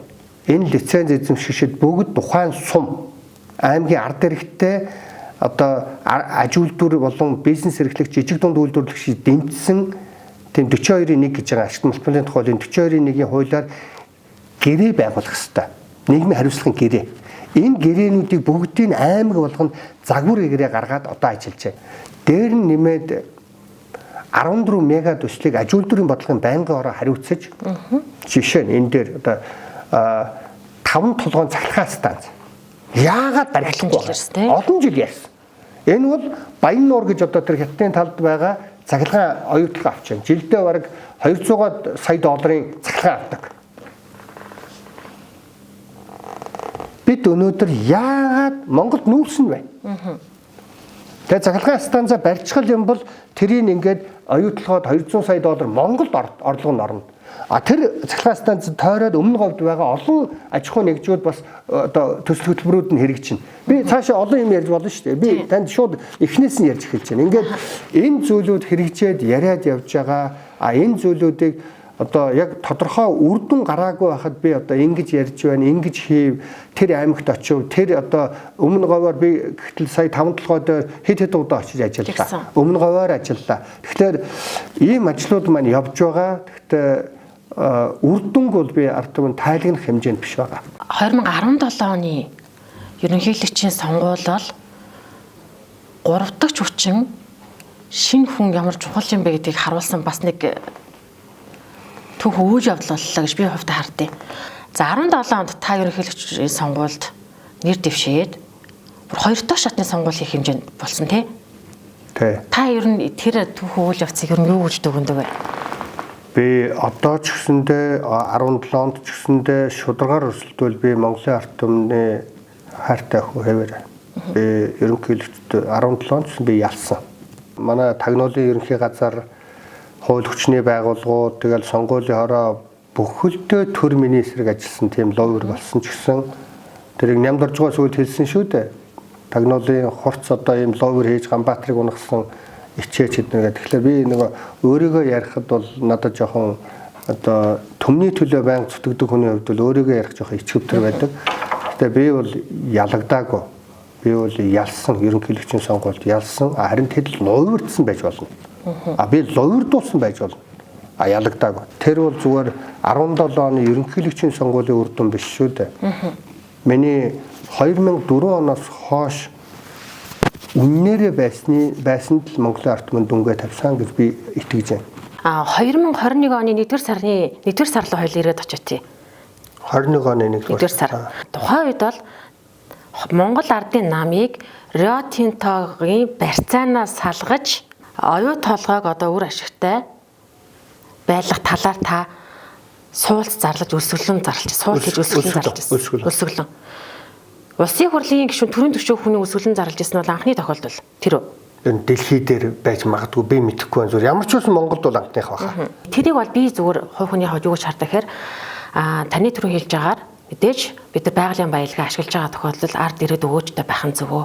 Тэрийг бол таны санааг бол дэмжиж байгаа. Гэтэл яг нөгөө ерөнхийлөгчийн сонгуулийн уртал олгоож буюу 21 оны одоо 6 сард ерөнхийлөгчийн сонгуул болоход наана нь ингээд өсгөлэн зарлж байгаа нь ерөнхийлөгчийн сонгуульд оноо авах гэсэн ч гэдгийг юм уу? Эсвэл өөрийн нэр дэвшигчийг ингээд PR хийх гэж та явлаа гэж харсан шин. Мэдээж тэгж та нар маань харах эрхтэй шүү дээ боломжтой. Зүгээр 21 оны ерөнхийлөгчийн сонгуул болох гэж байгаа үед одоо хэдхэн сарын дараа ерөнхийлөгчийн сонгуул болох гэж байхад өсгөлэн зарлаа. Ялангуяа Rio Tinto гэдэг шиг ийм одоо уулаар нь Монголыг зөөж уутаар нь мөнгө одоо ашиг олж байгаа бүлэглэлүүдийн өөдөөс дуурна гэдэг бол тэрэн шиг тэнэг юм байхгүй. Харин ерөнхийлөгч бодоогүй хүн л ингэж хийн. Тэр өсгөлэн зарлахаас өмнө чуулган дээр би маш олон удаа одоо хэдийн би санахгүй байна. Хэд олон удаа даргын зөвлөлийн хурал дээр олон удаа бичгээр бүр. За биеэр үгүй та нар 5 улсын шүүхтэр Монгол хохирцсон байна. Монгол хулигтуулсан байна. Rio Tinto-гийн захирал нь өөрөө гүйцэтгэх захирал нь Монголыг бид бас дэндүүлсэн юм а гэж мэдгдэл хийсэн шүү дээ. Ингэсэн 5 улсын шүүхтэр Монголын эрх ашигыг хамгаалаад ингээд шүүх хурал эхлээд явж байгаа үед Монголын засгийн газраас монголчууд ямар ч хохирсон юм байхгүй наад одоо шүүхийн нэхэмжлээсээ Монголын эрх ашиг хохироогүй учраас татгалзаж явна гэсэн бичиг явсан шүү. Тэгэж үзэхтэн зарласан байхгүй. Монголын эрх ашигын одоо уралсан засгийн газраас тийм бичиг явсан. Ардын нам толгойлж байсан тэр. За тэгэл би чи одоо өсгөн зарлахаас өөр аргагүй байдалд орчих. Энэ дээр би дугаа байх юм. Харин ёстой мөнгө авсан болно. Харин ёстой тэднүүсийн лоббид орсон гэсэн үг. Энэ асуудлыг их хурлаар хэлцээ. Их хурлаар хэлцээд их хурлын бүх гишүүд тэр Монгол гохирлгүй гэд хэлжээвэл одоо би дугаа бай. Би тэгтээ ард түмэнд мэдээлэн тэгтээ би ингээд дугаа бай. Би энэ тэмцлийг цогсоо 76 та нар тэгж зөвшөөрүүл гэж хүртэл би хэлж ялаа ш. Тэгсэн нөгөөдөл ч ерөөсөн мундагдаал хүчиндэл хамгийн муухай юм нь эх 7 хоног чуулганаа завсарлуул явж байгаа байхгүй 1 сарын 20 байсан тэр үед. Цагаан сарын өмнө завсарлаа. Цагаан сарын өмнө завсарладаг, завсарлагаа хурдлуулж байгаа байхгүй юу? Одоо Ганбаатар олон долоон солиороод байна гэж. Одоо надад зөвхөн ард түмэндээ бие махбодоо дааруулж өлсгөж анхаарлын татаж байр суурийг анхаарлд нь хэлэхээс өөр над ямар сонголт үлдээгүй. Би хийхгүй л өөр хэн нэгэн хийх шинжгүй бол тэгэл би өөрөө зүтгэхээс өрөвгүй. Авгаа хүүхдтэйгээ ярьсан, гэр бүлээрээ уулзсан, мэдээж хань ижил өөр хүүхэд бол дургүй байсан. Аавынх нь олон жилийн хөдөлмөр энэ монголчууд та нарын эрх ашиг будаа болноо. Аавда зөвшөөрөөч гэд ханиасаа хүүхдүүдээсээ гуйсан. Тэр чинь одоо манай гэрийн хурал чинь хагасаа бүтэнсээ 2 өдөр давнаж байгаа шүү дээ. Том хурал болж шүү дээ. За тэгээ миний хүүхдүүд гэр бүлээсээ зөвшөөрөл авч байгаа. Яг бол энэ амнаас эрүүл мэндтэй холбоотой асуудал. Тэгээд нөгөөдөл маань мэдээж юуг зөвшөөрөх үү гэхдээ аав минь ээ та өөрөө шийдээ. Та энд одоо ингэ болохгүй гэж хэл та насаараа одоо энэ дээр гутарж одоо гонж явнаа гэж том охин маань хэлсэх ухаантай өгүүлсэн. Тэгээд би одоо зөвшөөрүүлж байгаа юм л да хүчээр. Ингээл нэгд өдрөн санаж явах шиг. Нэгд өдрийн өглөө 8 цагт ч үлээ ирээ ширээ тавиад суугаал тэгэл эхэлсэн. Тэгэхээр би танд юу хэлэх гээд байна гэвэл үр дүн юу юм бэ гэвэл харин одоо энэ Монголын засгийн газар уучлаарай буруу бичиг явуулчихжээ, андуурчжээ ч гэдэг юм уу. Одоо бид Монголын тал нэхэмжлээсээ татгалзаагүй шүү. Бид хохиролтой хэвээрээ байгаа гэдэг бичиг яваад, гомдолтой гэдэг бичгээ яваад тэр нь нэлээд олон хуудсан. Ингэж явж одоо ч гэсэндээ 5 улсын шүүхтэр Монголын асуудал яригдж байгаа, татварын маргаа явж байгаа. Монголчууд бид эрх ашигынхаа төлөө ярьдаг дуурдаг байх хэрэгтэй. Монгол орон даяараа бүлдэгдүүлсэн юм шиг царайлж болохгүй л гэж би бодож байна. Гиснээс та чинь 3 охинтой. 5 охинтой. Оо 5 охинтой. 5 охин 3 настай. Тэгэхээр мэдгүй тий. 2001 онд улсын их хурлын гишүүн үлсгэлэн зарлана гэдэг бол өөр оронд байдаг ч юм уу ч юм уу мэдэхгүй зүгээр би одоо генесийн номонд бичүүлэх гээгүй шүү дээ мэдээж. Тэгэхээр одоо тэгэл сэтгэл өвдөөл, шаналал, чуулган дээр зөндөө удаа хэлээл, боорлуулаад, дээрлэхүүлээл тэгэл ард түмэндээ хандж байгаа л хэлбэр юм да. Тэгээд одоо үнэн зөв байсны төлөө бурхан Тэнгэр надад хөөрхөн охин заяасан. Тэгээд миний охин би одоо олон охтуудтай хүндээ. Төр төмнийхэн нүд чих болно. Төрийн хүн. Пикшүү хаван ба шүү дээ. Тэг пикшүү. Одоо орхичуу хэвээрээ. Яг вэ би өөрөө амьдралдаа байнга хэрэгжүүлдэг. Аха. Та тэр амьдралын ухаан гэж тайлбарладаг ч тийм. Амьдралын ажиглалтын ухаан гэж байгаа. Ажиглалт. Art of observation гэж observation. Тэгэхээр энэ ямар нэгэн шашин биш. Олон 100 мянган жил хүн төрлөختөн ажиглаад ойлгоод ирсэн юм а тэмдэглэсэн тэр юм дотроос хэрэгтэй юм байвал хэрэггүй юм байвал хай тэгэл болоо. Авахгүй их ухаантай. Тий одоо ширээ өнцгтөд битээ суугаараа минийхөө том болоо хүнтэй суудгүй шүү. Энтергийн аяганд битээ цай угаараа ч гэдэг юм уу ингээд эндээс л эхлэн шүү. Энд чи ажиглалт. Нийгэмд болж бүтэхгүй зөндөл олон асуудал шүү дээ. Та ерөн энэ хорон ертөнцийг ер нь юу гэж харж байна? Заримдаа үнэхээр бид готрох юм. Заримдаа бол өөрсдийнхөө байгаа цаг хугацаанд бас оролцъё. Зарим нь за явах бай. Энэ төр өөрсдөө яана үз. Урдах ажиллаа хийгээл явах юм гэсэн юм бодолтой хүмүүс ч бас их байх юм. Таны асуулт бол их том философи асуулт л та. Би хариулъя. Би яг өөрийнхөө зүрх сэтгэлдээ байдаг юмараа л хариулъя. Иначе гэж одоо санскрит хэллэгээр ертөнцийн мөнх ус гэсэн үг л дээ. Би бол ер нь буддист их шүтлэгтэй. Тэгээд ертөнц мөнх бос. Замтвийн наран гэж одоо маш гоё Монгол ардын дуу байна. Тэрэн дотор хоосон чанарын их гоё үг байдаг шүү дээ. Хайрлсан бүхэн хоосон шивдэ гэж үг байдаг. Тэгэхээр өнөөдөр Риотинто нийлээл, Оронатай нийлээл Монголын ард түмний баялагийг цөлмөн дээрэмдэл том машин унаал хагартлаа баяжж байгаа энэ олигарх бүлэглүүдийн энэ их одоо идэ уугаа бол одоо 100 жил амьдрахгүй байж мянган жилийн хөрөнгө хураах тэгж цөв хурааж яах нүдэ олон 10 20 удаа амьдрах хойч үеийнхээ хөрөнгийг л өнөөдөр нэг мөсөн идэж байгаа л улсууд юм байгаа шүү дээ. Тэгэхээр одоо та их философи асуулт асуусан учраас би хариулж байна. Тэгэхээр би бол эхлээд бол их готарж сэтгэл санаагаар их ундаг байсан үнэн шүү. Гэхдээ ингээл хүүхэд байхаас эхлээл мөргөл хийдэг, залбирдаг энэ хүн чинь ингээд одоо тэр залбирал тарины учруудыг ойлгох юм байна. Юу гэвэл би үннээрээ л амьдарч байгаа. Өнөөдрийн амьдрах хугацаанд би үнэн байгаа. Энэ санаа бодлоо илэрхийлээд үнэн байгаа. Тэгээд Монголын ард түмэн өнөөдөр энэ нэг зуурдан энэ нэг мөнх ус амьдралдаа үнэн амьдрал одоо хойд нас гэж байдаг. Тэгээд тэрэндээ бас их нүүр бардам очих хэвээр бидний өнөөдрийн үеийн монголчуудыг 100 жилийн дараа 21-р зууны ихээр хөгийн өөдгүү бэртгчин монголчууд амьдарч яасан гэж 100 жилийн дараах монголчуудаа бид харгалахгүй тулд бид энэ үеэрээ хариуцлагатай байх хэрэгтэй. Тэр дунд нэг сайхан сэтгэлтэй тэмцэгч нэг залуу бас байсан штэ гэж хэн ч ярихгүй. Бид энэ үеэрээ л хариуцлага үүрнэ. Тэгэхээр би хизээч өөрийгөө буруутгахгүй амьдарч байгаа гэдгээр би сэтгэл амгалан байдаг, тайван байдаг. Сэтгэл санаагаар одоо гутарж унах хүмүүс битгийдэг. Тийм бол зөв өөрөө үгээ хэл, доромжлуул, буу барихаас бусад бүх хуулинд байгаа аргаар одоо үр хүүхдийнхээ төлөө байр сууриа илэрхийл. Хүн болгон таксиныхаа тоолорыг хараад яваад байвал Монгол гэдэг том улсын таксины тоолор нь хоошоо эргээд өрөнд ороод байхад бид бүгдөө ингээд ийм одоо өрөвдмөр амьдарч болохгүй л гэдэг байр суурьтай байна. Хүмүүс ад жаргалтай байх хэрэгтэй. Би яг тантай санал нэг байна. Өнөөдөр яах вэ? Одоо миний одоо 9 настай, 2 настай хүүхдээ ирээдүйн амар хэцүү санагдаад байна. Надад бол тэр нь би жишээлбэл маш их санаа зовж байгаа. Тэдний төлөө санаа зовж байгаа учраас та бас ийм эх оронч нэвтрүүлэг хийж, эх орны төлөө байр суурьлэр хийж явж байгаа. Энэ болгонч бас л бидний хийж чадхал ажил шүү дээ.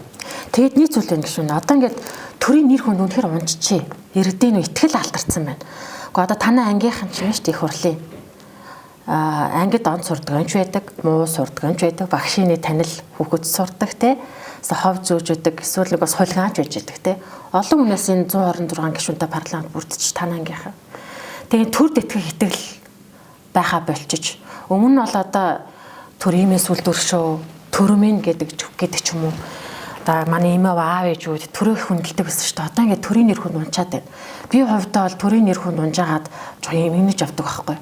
Тэг яах юм төрийн нэр хүнд яа зэрэг юм. Танаа одоо ус төрчид чинь нэр хүндийг үнэхээр унгаагаад байгаа. Тий. Тэгэхээр төрийн нэр хүнд унж байгаа нь үнэ.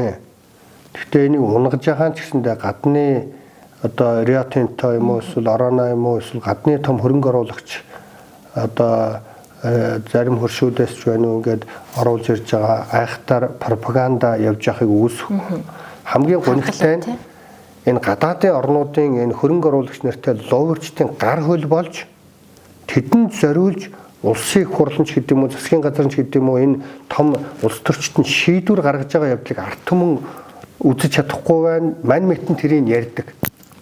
Би мэтэн тэр тухай дуурахгүй ингээд чимээгүй байвал төрийн нэр хүнд сайжрах гэдэг юм шиг биш шүү дээ. Дуурснараа бас буруутчих гадах юм тий. Дуурснараа буруут. Одоо жишээ нь Орона Монголд орж ирлээ гэхтэл одоо чуулган дээр ер нь ганц хоёрхон хүн ярьлаа шүү дээ. Би л одоо тэгэл ад болол одоо бараг 2 сар орчим хилцэхэд л одоо байнга л босоол ярьдаг. Нөгөөдүүлч өөрсүүлдэ дооглон, доромжлон гүм олон юм болох юм а. Тэгэл одоо мөнх тэнгэр байгаа, бурхан тэнгэр харж байгаа л гэж зүтгээд байдаг. Тэгэхээр энэ төрийн гутааж байгаа гадныхны хөрөнгө оруулагч нартай луурчдын гар хөл болж байгаа энэ улс төрчдийг монголчууд сонгосон. Тэр 100 мянган төгрөг аваад байна, 200 мянган эсвэл мөнгө аваагүй байна уу? Монголчууд маань сонгосон. Тэгэхээр сонголтоо бид хатуу сайн хийх ёстой. Би ч гэсэн монголчууд энэ сонголт. Тэгэхээр би өөрийгөө хамгийн сайн сонголт гэж хэлэхээгүй. Зүгээр яг ард иргэдийн санаа бодол хүсэл зоригийг илэрхийлэх нь төрийн үндсэн үүрэг шүү дээ. Төр гэдэг бол Монголын ард түмэн. Төрд байгаа бид бол төрийн түшээд. Бид өөрсдөө төр гэж хэлж болохгүй. Төрийн түшээд нь төр гэдэг бол ард түмний эрх шиг байхгүй ард түмэн. Төрийн түшээд нь төрийн түшээ шиг байхын тулд ард түмэн өнөөдөр зарцаа өөрийнхөө одоо өөрийнхөө төлөөллөө сонгохдоо хариуцлагатай байх гэдэг бол одоо би ард иргэдээ буруутгасангүй зөв бид хариуцлагатай сонголт хийх ёстой гэдгийг л байр суурь хэлмээр. Одоо ер нь энтэйш сонгуультчтай тэгэл ер нь алтны компани эзний хүүхдэл гарахаар болчиход ийм л зовлон байна бидэнд. Тэгээд тэрийг би тэгээд тэрийг одоо би хэлж байна ард түмэн хариуцлагатай сонгох баха гэж л би итгэж байна. Одоо энэ улс төрчид үнэхээр бид нар л итгэхгүй байна. Би бас итгэхгүй байна улс төрчид. Монгол улсын ерөнхий сайд байсан хүн тийм ээ. Өнөөдөр эх орондоо ирч чадахгүй нүүргөө болцсон байна шүү дээ. Танаа намын гишүүн. Үндэсний аюулгүй байдлын зөвлөлийн гишүүн хүн. Бүх Монгол улсын төрийн нууцыг мэддэг хүн өнөөдөр ингээд эх орондоо ирч чадахгүй хэрэг толбогдчихооч гэдэг юм уу? Ингээд гараа явчихаар яах юм бэ? Тэгээ хөрхий тэр хүн чинь одоо хүнийг унтсан хүнийг дэвслэх мухай юм да. Тэгтэл хөрхий одоо олон улсын эдийн засгийн форум дээр босоо гамбайг би гэвтүүлнэ гэж хэлжсэн л да. Тэгээд Дубайн гэрээ оюутлогоон тэр ловерчин хөрөнгө оруулагч нарт гэж хамаагүй үйлчлэнэ гэдэг бол тийм л аюултай байна. Тэгээд амнаас бидний амнаас яах вэ? Хамгийн гол нь хооч удам судраараа тэр тухай яригдвал их гонигтай л гэж би ойлгож байна. Танд итгэж байгаа хэсэг бүглэг хүмүүс итгэхгүй ч хүмүүс бас байгаах гэж би бодож байгаа. Тэгээ танаас нэг асуулт асууя. Яагаад бол төрийн түвшинтэй уулзсан учраас. Та ямар нэгэн эрх ашиг, ямар нэгэн бүглэглэл хэн нэгэн одоо саад санхүүжилтийн төлөө ажиллаж байгаа юу? Эх орноосоо урахгүй байх баталгаа та манай нэвтрүүлгээр одоо өгч. Би бол баталгаа 100% өгч байна. Тэгээ би нэг юм хэлье. Бид ингэж амаараа баталгаа өгч байна. Би 100% өгч шүү дээ. Би эх орондоо хайртай, би эх орондоо үнэнч. Танд нэг л зүйл хэлье. Энэ хүмүүс ингэж баталгаа өгөөд амлалт өгөхөөс гадна үйл хэргийг л хар. Үйл хэргийг л хар. Өнөөдөр газрын үйлдэл зөрдөг шүү дээ. Үг үйлдэл зөрж болохгүй. Жишээ нь би ингэж баталгаатай би танд ярьж штэ. Бурхан Тэнгэрийн өмнө ярьж штэ. Тэнгэрээс мөнх Тэнгэрээс үг дээдсмээ сонсож байгаа. Бид 100% үнэт зүтгэж байна. Баталгаа нь юу юм бэ? Та нар штэ одоо надад ч юм уу улс төрчид итгэхгүй байх хэвээр. Итгэх хэрэггүй. Үйлдэлийн хар. Үйлдэл дээр нь цахилгаан дулааны үн, энэ уран, энэ газрын тосны үйлдвэрийн оюу толгой, одоо энэ хуулийн төсөл болгон дээр яг ард түмнийхээ төлөө дуграад санаа бодлоо илэрхийлээд шалтгаанаа яриад яагаад би эсэргүүцэж байгаа, яагаад би дэмжиж байгаа гэдгүүдээ яриад доромжлуулаад муулуулна гэдэг бол энэ үйлдэл өөрөө их оронч байх хэрэгтэй. Нэг зүйлийг асуух гişүнэ. Та мэдж байгаа хань намрын чуулганы нээл дээр байлуу та. Улсын хурлын гишүүн Асаадэ Сүрэн таарын нэг зураг сошиалж явдсан шүү дээ. Таны нэг ингээд цомцоогоод ингээд жомболцсон зураг харж санаж байна та. Тэр зургийг хүмүүс сошиал мем болгоод ангийн хажууд нэг ангийн хөөрхөн охин ирээ суух үед гэсэн байсан та. Та юу яах гэж жомолцоо. Өө тэр чи одоо би ч инээд муутай хүн. 20 онд шүү дээ тэр чи 20 оны анхны чуулган дээр би ч нэлээ одоо гал авалтсан ууртай орж ирсэндээ тэр үед ч одоо цагдаа шүүх прокурор нь сонгуулийн үеэр намайг баривчлах гэж хөөцөлдөж байсан. Адиасрын гишүүний хувьд бол тэр чинь миний доотлын дүүгийн дараагийн дүү. Би 7 хүүхэдтэй айлын том 6 дүүтэй. Дээрээс 2 дахь дүүтэй жацуу тийм одоо манай нөгөө сургуульд байсан баг. Би одоо сайн мэдэхгүй. Гэхдээ дүүгийн анги шүү дээ. Тэгээд Баян хонгор охин байна. Тэгэл орж ирэнгүүтэл одоо бас минь дамар асуугаал, ойр тойрондоо асуугаал. Тэгээ урд дандаа ардын намхас суудсан байсан ба. Тэгээ сэмээр хэлж байгаа. Чи эхний өдрөө заавал үг хэлээрэй гэж хэлсэн.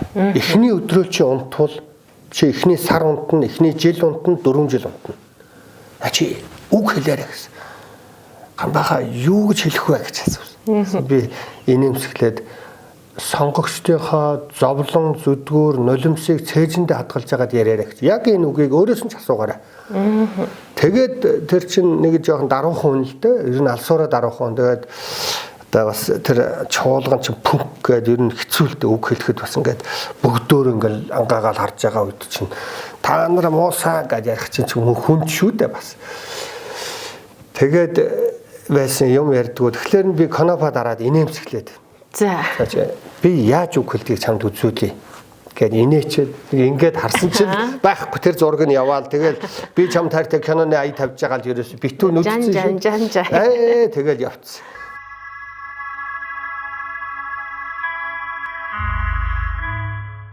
Сүүл та 24 оны сонгуулиар нэр дэвшиж явах та хос шар дэлгэр хосолцсон байсан шүү. Тэгэл нөгөө зурагтаа чинь хослуулаад бас чанж. Тэгээд бас л би чам таартай ямар кино гэдэг гоё киноны ая тавьсан байх. Ер нь бол Адиасрын гишүүнийг би маш их хүндэлдэг. Маш хөдөлмөрч. Одоо надад энийг ярих боломж өгсөнд баярлалаа. Тэр хүмүүсийн ярьдаг шиг тийм айхтар нарийн шир юм юу ч байхгүй. Тэр сонирхолж асуусан шүү. Сонирхолж асуусан. Яг хөө тэгээд хүмүүс дэртээ тэргүү дотроо бас одоо хөгжилтэй ч гэсэндээ боддог байх. Тэгээд миний муу ээж л над хэлдэг байсан. Би хүүхэд байхын л их алиа хошин байсан л да. Уг нь одоо л ингэж заримдаа жоох ууртаа болчиход байгаа болохоос миний хүмүүс инээлгэж хүмүүсийн төлөө байвал их том буян гинлээ гэж ярьдаг байсан. Тантай бол одоо юу гэдэг цаг үеийн асуудлаар ч юм уу, хуулийн төсөл ч юм уу, тий уулуурхай толботой зөндөө асуудлаар ингээ ярилцаж тодруулга авч яадаг. Хувь хүний үзэл бодлын ерөөс асууж аваагүй юм бэлээ. Тэр манай нэвтрүүлэг бол ерөөсөө хувь хүний үзэл бодлыг харуулъя. Яг Ганбаатар гэж яхий.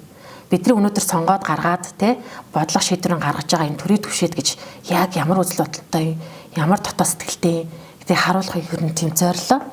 Ястах баярлалаа. Яг тэгвэл сэтгүүлчд маань уулзахлаараа нэг Рио Тинтогийн хүмүүсээс захиалга авсан юм шиг л нүдэлт хийх гэл ороод ирдэг. Би ч тэрэнд нь дуртай тэгэл хариулаад явна л да. Тэгээд тэгтэл ингээд та өнөөдөр ингээд сайхан хувь хүн үзэл бодол яг ард түмэнд ялангуяа залуу хойч нийгмийн зүтгэлтэн болохыг хүсэж байгаа хүмүүст би бас хэрэгтэй болов гэж бодож санаа бодлоо хуваалцж байна.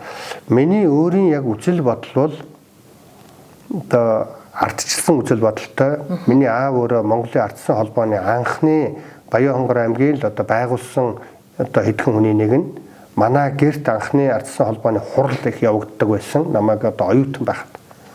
Би өөрөө Полин дээд сургуулийн одоо тэр үедээ оюутны холбоо гэж байдаг байсан. Тэрэндээ явдаг байсан. Тэр чинь бас л ардсан холбоог дэмждэг нэг холбоо л да.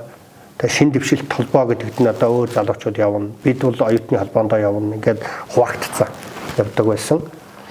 Миний яг өөрийн үзэл баримтлал бол зүүн төвийг барьдаг. Ардчилсан нам өөрөө 5-6 намаас бүрдсэн. Тэрэн дотор социал-демократ нам гэж явдаг. Ардсан нам тэр нэг намд бүрдлэн шүү дээ. Тэгээд энэ социал-демократ урсгалынх нь гишүүнчлэр нь бас орцсон юм билээ. Би бол өөрөө үйлдвэрчний ерөнхийлөгч байсан социал-демократ. Би бас тийм айхтар неолиберал биш. Биш. Социал-демократ. 3 сая 500 мянган хүнтэй ийм цөөхүүлээ, ийм их газар нутагтай, ийм баялаг оронд социал-демократ үзэл хэрэгтэй. Социал-демократ гэдэг бол нийтээрээ нийгмээр ардчилтай байя гэсэн үг. Ардсан үзэл. Тэгэхээр нийгмийн ардчилтай байя. Нийтээрээ баяжаа. Нийтээрээ хилцье. Улс орон даяар хилцээр байгуулъя гэдэг үзэл бодолд би итгэдэг. Тийм учраас би үйлдвэрчний холбоог удирдна гэдэг бол миний үзэл бодол. Одоо ардын нам бол социал-демократ үзлээс их гаждаг. Маш их одоо тийм олигарх одоо тийм либерал үзлүүдийг их хэрэгжүүлдэг. Энэ үзэл бодол та асуусан учраас би ярьж байна. Та улсын хурал 3 сонгогдсон. Дарханаас 20 онд Эрдэнэтээс, за 24 онд Хойд бүсээс. Ингээ таны 3 удаа гишүүн болгоц чинь тойрогч ингээд өөрчлөгдөд нь штэ. Тэгээ энэ тойрогоо өөрчлөлтөө хүмүүс бол одоо юу гэдгийг нөгөө тойрогтор нэр хүндэг болчоод тойрог солиод яваад байна ч гэдэг юм уу хүмүүс тэгж ярьдаг. Тэгээд та 3 удаа нэр дэвшиж гишүүн болохдоо 3 удаа тойрогоо солилцсон нь таныг одоос ингээл тойрог солиод яваад байгаа нөгөө гишүүдийг нэглэж хүмүүс шүүмжлэх юм шүү дээ. За би дарханаас анх бие дааж гишүүн болсон. Тэгсэн. Тэгээд дархандаа дараа нь дахиад 2 дахь нэр дэвшсэн. Би тойрог солиогүй байгаа шүү дээ тийм ээ. Дараад нь Эрдэнэтэд нэр дэвшсэн. Дарханаас Эрдэнэт рүү шилжиж байгаа юм бол сонгуулийн хуулийн тогтолцоо нь өөрчлөгдсөн.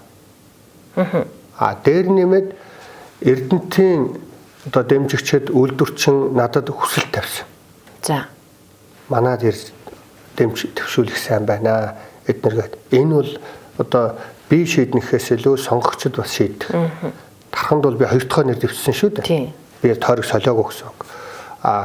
Эрдэнэтэд нэр дэвшчихэд Эрдэнэттэй л бэлтжижсэн харин тойрог одоо ганцхан Орхон аймаг гэж байсан бол дараа нь Хөвсгөл Булган орсон. Дараа нь Арханга, Өвөрханга, Баянханга орсон. Ингээд одоо Ардсан намын бүлэг дээр, Ардсан намын тэр тодорхой хурлууд дээр саналууд аваад одоо арай туршлагатай, сонгуулийн туршлагатай энэ одоо дарийн утаа өндөрцөн хэцүү тулаанд орж сурсан хүнээрээ ахлуулъя, хангаан тойрог дээр яг ингээд толгойлоод аваад явчих ахлагч хэрэгтэй байна гэдэг ийм байр суурийг бас одоо журмын нөхөд маань тавьсан. Тэгээ яг хангаан тойрог дээр бол алтан гэрэлгээд маш хүчтэй бас ширүүн урд нь сонгуул бараг л ялцсан шахуу тийм хүн байсан. Одоо манай адьясрын гишүүн байсан, ингээд олон хүн байсан ч гэсэн би бас ингээд бас тийм хариуцлага үүрж хангаан тойрогт оролцсон. Ийм л учиртай. Тэгэхээр энэ дээр бол тойрог сольсон уу, барьсан уу? Би бол яг өөрийнхөө сонгогдсон тойрог дээр буцаад дахиж дэвших дуртай дэвшижсэн. Ийм л төдий. Тэгээд олон хүмүүс энийг сонирхдаг байж магадгүй. Тэгээд эцсийн дүндээ сонгогчдол энэ дээр шийдвэр гаргах хэрэгтэй.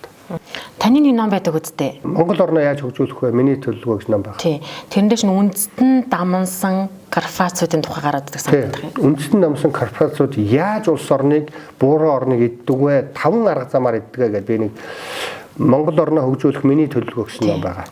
Одоо би тэгвэл 4 ном бичсэн биш үү? 4 3 гэдээс нэгийг марчиж.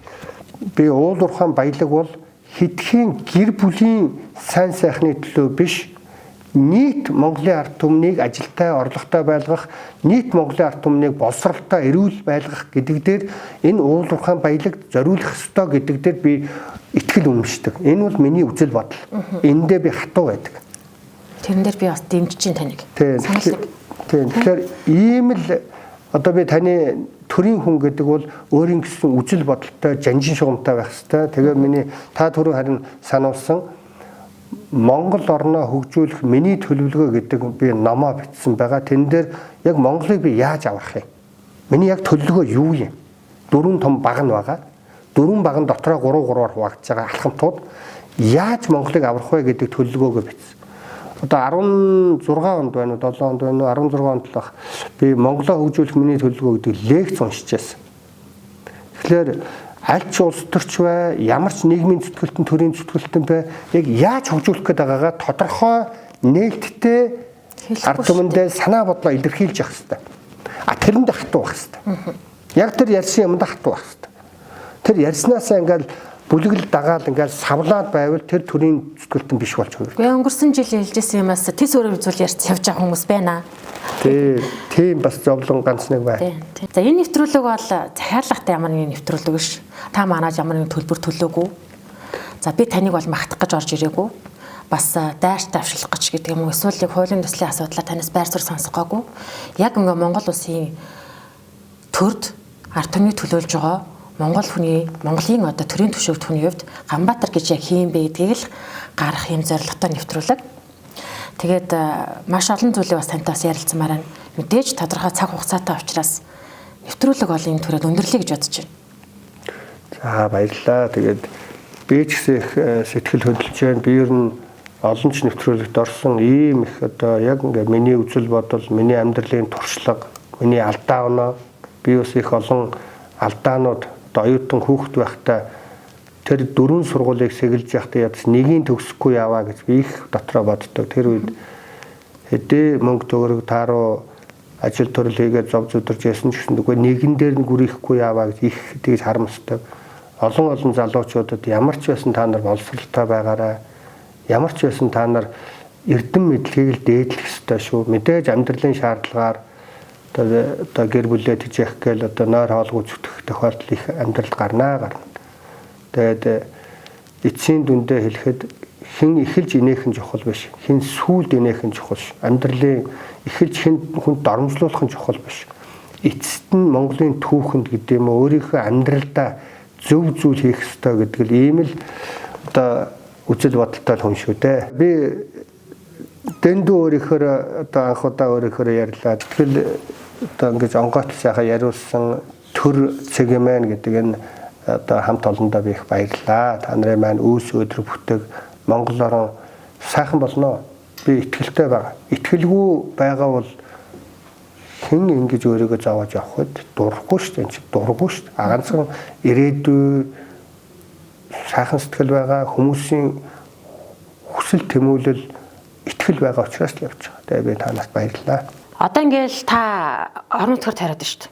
Хөх Монгол хөх туг гэд одоо Баттулга мөнх хайсгалан гэд намын журмын нөхдөд жаргалсан зөндөл хүмүүс байна. Гэхдээ одоо таны тэр соён хөдөлгөөнд чинь Баттулга байдаг байсан. 2007-оос 8 оны хөдөлгөөн ихэр чинь та хоёр Баттулгатай нэлээд ойр юм аа. Одоо ингээ Баттулгатай ингээ дагаал яваадахын таны одоо Баттулгын хүн болоод Баттулга гэдэг хүний эрх ашигын одоо гүйцэтгүүлээ. Тэрний өмнөөс дуурайд байдаг гэж хүмүүс хардж чинь. Тэгээд энийг би бас танаас асуучих. Энэ бол цэвэр хардлага. Би бол баялагын эх оронч үзлийн талаар 20 жил ярьж байна. Энтэй нийлсэн бүх хүнтэй, энтэй санал нийлж байгаа би бүх хүнтэй хамтарч ажиллана. Та тэгтээ бүр 20 жилийн өмнөөс Баттулгатай нэг фракц юм шүү. Би хөрс сүхтэй ч гэсэн 20 жилийн өмнө одоо олон жилийн өмнө найз шүү дээ. Найз байсан шүү дээ. Одоо энэ замдч нартай би 25 жилийн өмнө бид хоёр хаан банкнд одоо нэг өрөөнд хамт ажиллаж байсан шүү дээ. Тэр болгоныг яагаад ярьдгүй? Бас л харилцаа гайгүй шүү дээ. Би шууд асуучих шүүнэ. Шууд асуу. Дагаад яваад байна. Дагалдаж яваад байна. Одоо тэгвэл намайг чинь амар хавшгалангийн бас улаан хамгаалагч гэдэг байгаа шүү дээ. Тийм шүү дээ. Та чинь шүүхийн шийдвэрийг тэгвэл тэгээд би хүм болдгоо. Баялагын эх оронч үзлийн төлөө байгаа бол би бүх хүнтэй нийлнэ. Уран дээр Монголын ард түмний эрх ашиг яг хангагдаад байгаа юм. 5 тэрбум доллар тэрийгээ ч авахгүй шүү дээ. Дээрлэхүүлж байгаа энэ юм яриач. Гадрын тосны үйлдвэр гэж одоо цөмөртлөө холигдуулж мөнгө угаалтанд өртөж байгаагаа яагаад ярихгүй байгаа. Оюу толгойдор өнөөдөр тэр компанид монголчуудыг зүгээр тэнэг мангараар нь дууд дээрлэж яхад яагаад энийг ярьдгүй. Ховч хөөгөөл энэ хэнийг дагж яана, хинтээ нийлж яана, хэн рүү орж тэрийг яар би ярих цаг алга тэр тухай. За гоё яриа өрнүүлээ. Баярлалаа гişүнэ. Баярлалаа. Яг л чи асуусан биш хүмүүст би хариулж байгаа шүү. Тэр асууж байгаа хүмүүст нь. Нийтдээ ярьцлаа. Төр төмнийхэн нүд чих болно. Төрийн хүн